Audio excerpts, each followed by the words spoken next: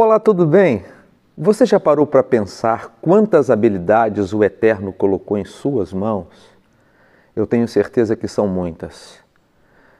Neste vídeo eu quero falar sobre elas, usando 3 exemplos de pessoas que amavam a Jesus, a sua palavra, e se deixaram usar para que através do Espírito Santo e de suas vidas, uma visão fosse mudada, leis fossem alteradas e vidas transformadas em uma sociedade tão complicada como era a sociedade na Inglaterra e também na Alemanha. Eu vou pedir para você não sair daí, para ir comigo até o final do vídeo.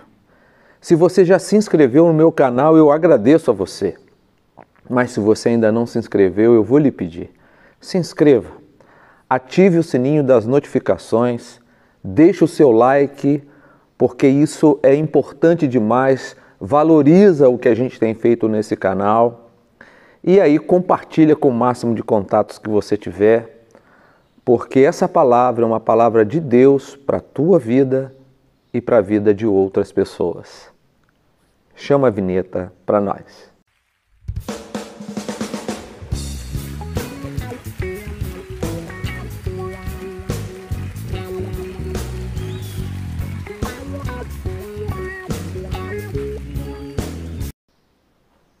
Quero começar esse vídeo lendo o texto de Provérbios 31, versículos 8 e 9.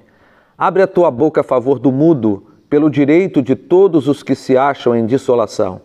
Abre a tua boca, julga retamente, faz justiça aos pobres e aos necessitados. Meus amados irmãos, eu comecei dizendo que o Eterno colocou em nossas mãos habilidades. E quando fazemos uso dessas habilidades, dadas por Deus, como bênçãos de Deus na nossa vida, nós podemos abençoar a nossa casa, abençoar a nossa família.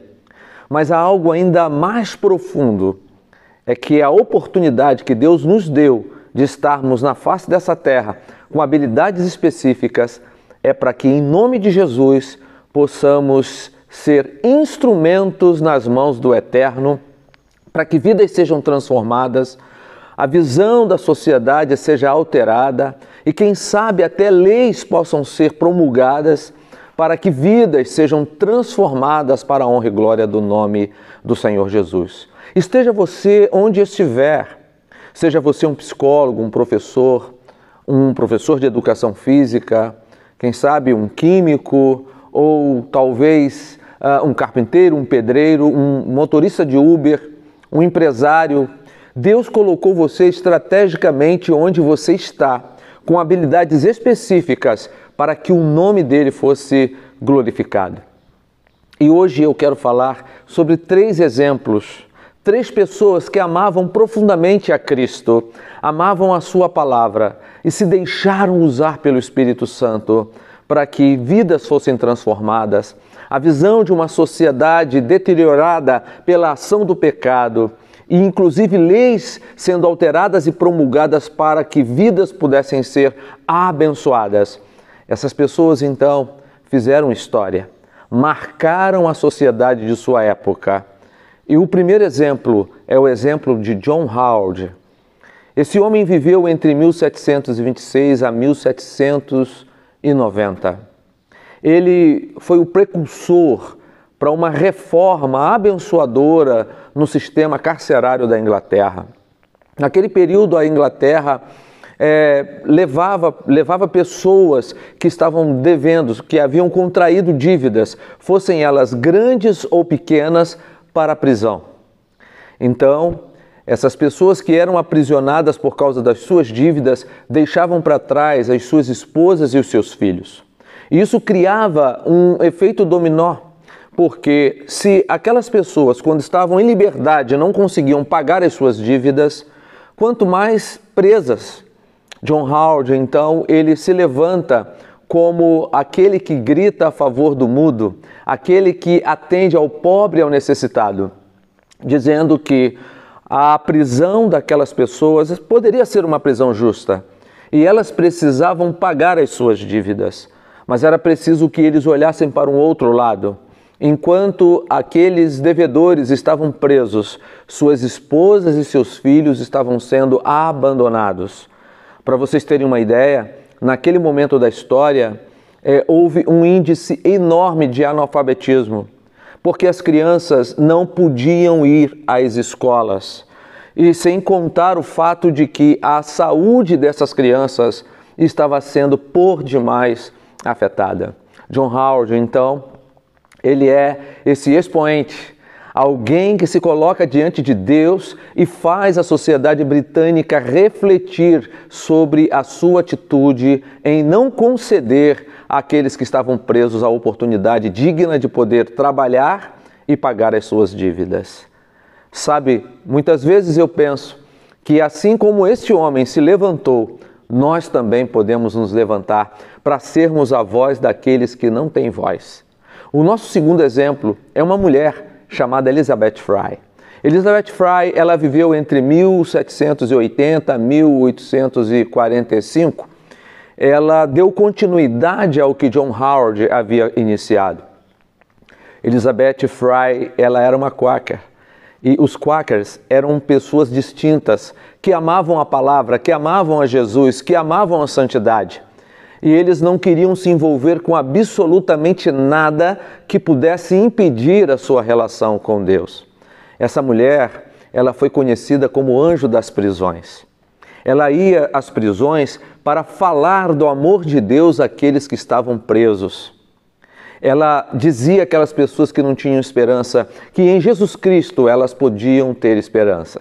Aqueles que olhavam para o futuro e não enxergavam absolutamente nada, a esses então ela dizia: olha, em Jesus Cristo vocês podem ter uma nova vida transformada e diferente. Ela levava alento àqueles que estavam em desalento. Ela levava paz àqueles que estavam em profunda guerra. Essa mulher, então, se colocou nas mãos de Deus, abraçou as Escrituras Sagradas, buscou a face do Senhor e Deus a usou com poder e com autoridade. Devemos ser como essa mulher. Devemos ser como Elizabeth Fry, que se colocou diante de Deus e ouviu a voz de Deus e obedeceu à voz do Senhor. E o terceiro exemplo é o de Theodore Friedman. Esse homem seguiu a linha de John Howard e também de Elizabeth Fry. Ele viveu ali entre 1800 e 1864 e ele atuou com muita perspicácia, vamos dizer assim, só que na Alemanha. O modelo prisional da Inglaterra tinha chegado também à Europa e esse homem chamado Theodore Friedman, ele percebeu que aqueles que estavam sendo aprisionados, encarcerados, estavam sendo tratados como se fossem animais, porque também na Alemanha, assim como na Inglaterra, o sistema prisional era desse jeito.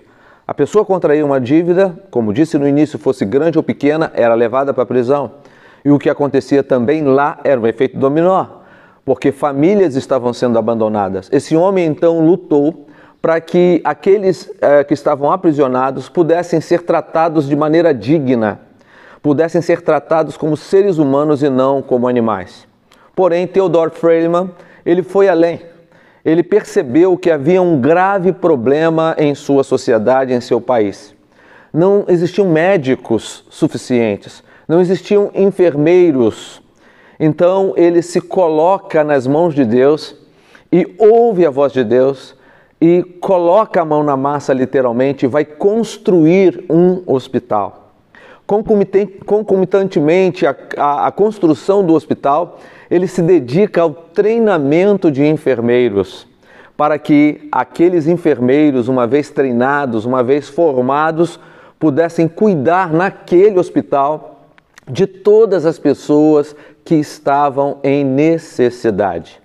São 3 exemplos: John Howard, Elizabeth Fry e Theodore Friedman. Queridos, a Igreja do Senhor precisa se levantar na mesma autoridade. Eu não quero apenas contar a história desses homens ou falar sobre William Wilberforce e tantos outros a quem Deus usou com poder e com autoridade. Eu quero falar sobre o José, eu quero falar sobre a Silvana, eu quero falar sobre o Flávio, eu quero falar sobre a Vanessa, eu quero falar sobre a Micheline, eu quero falar sobre o Júnior, eu quero falar sobre todos aqueles que em nossa sociedade, com habilidades abençoadoras, podem se colocar nas mãos de Deus para serem usados para a honra e glória do nome do Senhor. Você foi chamado por Deus para fazer a diferença onde você está. Você foi chamado por Deus para proclamar o nome de Jesus. Então você não deve se esquecer. Seja relevante, seja excelente na comunidade onde você está, na sociedade onde você está. E assim, a visão caótica, terrível e caída pode ser alterada. Assim, leis podem ser promulgadas ou alteradas e principalmente vidas transformadas. Deus abençoe você.